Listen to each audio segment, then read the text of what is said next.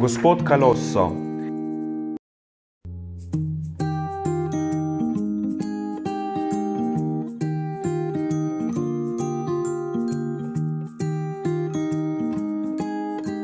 Duhovniku Calossu sem od vsega začetka popolnoma zaupal.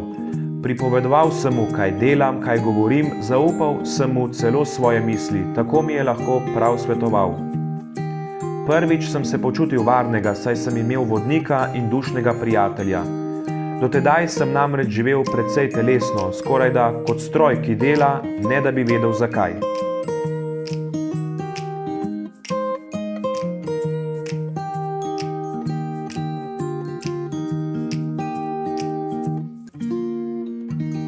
Brat Anton ni bil zadovoljen.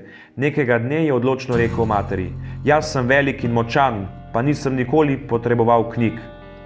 Prizadet in jezen sem mu odvrnil: "Naš osel tudi ni hodil v šolo, pa ga je več kot tebe."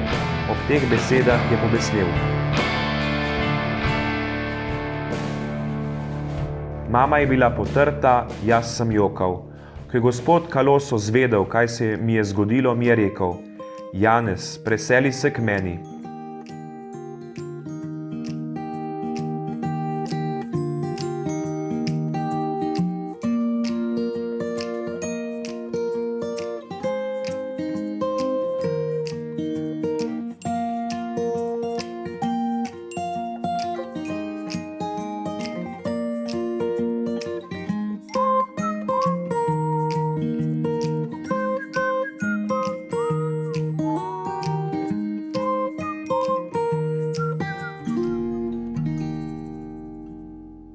Bil sem nadvse srečen, ko mi je nesreča uničila upanje.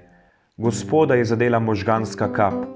Ko je ležal na postelji, mi je izročil ključ blagajne, kjer je hranil denar, a ga nisem želel vzeti.